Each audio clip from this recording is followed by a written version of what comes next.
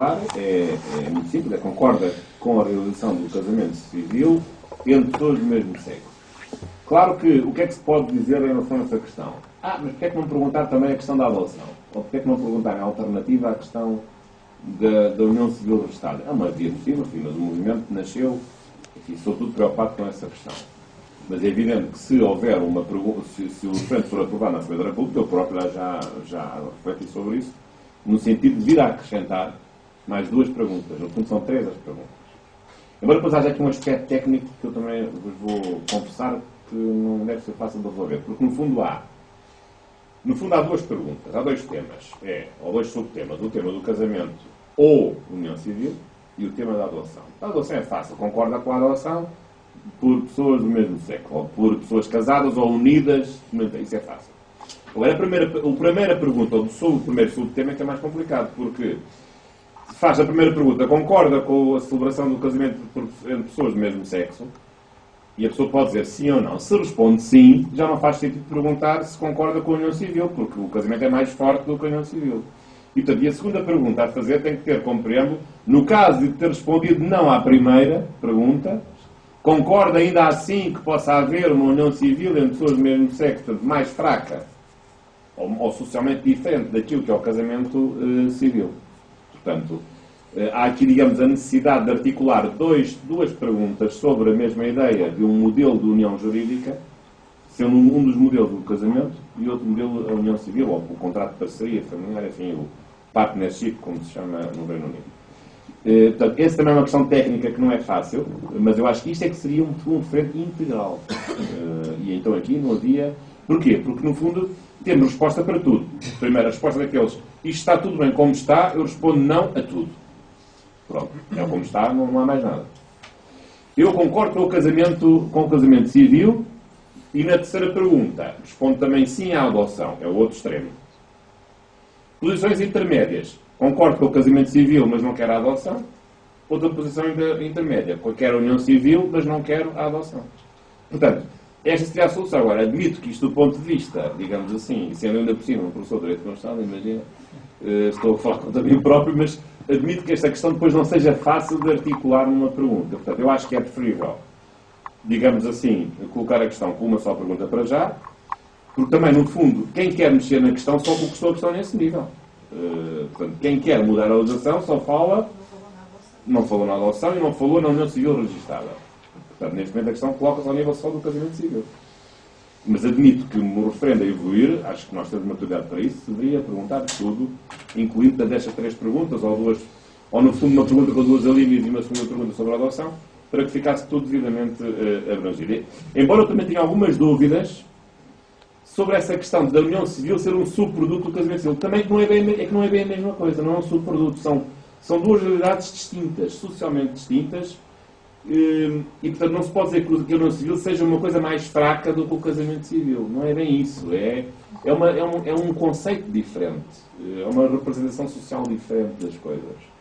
Portanto, também, o problema é que se nós colocamos as duas perguntas de alternativa, imagina o eleitor pode responder sim às duas. E não faz sentido a mesma pessoa poder casar-se e poder unir civilmente. Não é?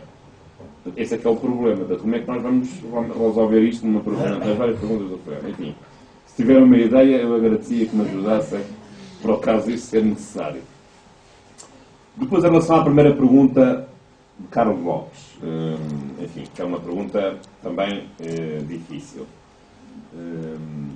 É evidente que eu acho que, vamos lá ver, colocando a questão ao nível das relações entre a lei religiosa e a lei civil, digamos assim, a lei do Estado, ou a lei jurídica, pronto, é uma questão mais genérica, é evidente que há sempre, digamos, essas relações, digamos, a ordem jurídica e a ordem religiosa são sempre relações ou de sobreposição, porque dizem ambas a mesma coisa, muitos mandamentos da Igreja Católica e de outras confissões religiosas são idênticos às normas jurídicas, não há dúvidas. Há zonas em que cada uma diz uma coisa e a outra não diz nada, portanto há zonas de neutralidade, ou de, digamos assim, da juridicidade ou de a religiosidade de certas normas, ou jurídicas ou religiosas, e há zonas de conflito. Também há zonas de conflito. Provavelmente o caso do aborto é um caso típico, em que há um conflito entre normas religiosas e normas jurídicas. Uma norma diz uma coisa, aliás não é só da Igreja, não são normas católicas, todas as confissões religiosas em geral aquelas mais estruturadas condenam o aborto e a lei civil permite em certas circunstâncias. Ou, digamos, permite, aliás, no caso português, em todas as circunstâncias até às 10 semanas, aliás. Aliás, não há circunstâncias indicativas para a permissão da prática do aborto, infelizmente. E, portanto, essa questão é uma questão velha de séculos, a questão da contradição e do conflito entre a norma religiosa e a norma jurídica. Eu não escondo que a questão tem vindo a evoluir ao longo do tempo, porque ao longo do tempo as religiões também têm vindo a sofrer um influxo da, digamos assim, da mentalidade dominante e o contrário. Portanto, tanto a religião influencia a sociedade como a sociedade influencia a religião. Há, digamos, há fluxo e refluxo nessa matéria ao longo dos tempos. Embora muitos digam que, enfim, analisando a história retrospectivamente, que é mais a perda da influência religiosa digamos, no direito do que o ganho que a influência religiosa tivesse ganho dentro do próprio direito. Agora, a questão que coloca em relação à questão dos homossexuais, eu talvez não colocasse a questão em termos tão radicais, porque, enfim, tanto quanto eu conheço algumas religiões, a questão não é uma questão de pertença ou não pertença de uma religião. A questão da condenação de certos comportamentos ou de certos pensamentos. Portanto, a questão não é excluir os homossexuais de uma comunidade, não é só por causa disso. Aliás, muitas vezes nem sequer têm qualquer culpa, se eles não têm culpa, como é que podem ser punidos numa coisa que não causaram? São sentimentos espontâneos que eles têm dentro deles próprios.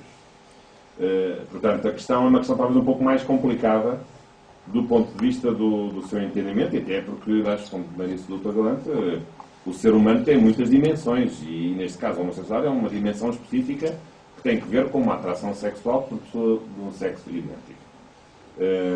Mas há muitas outras coisas que não têm nada a ver com isso, e portanto não faz sentido uma exclusão à partida só por causa disso. Agora, é evidente que o que tem que haver aqui é um raciocínio de proporcionalidade em relação às características que essa pessoa tem em relação a certas funções, para evitar, enfim, males maiores.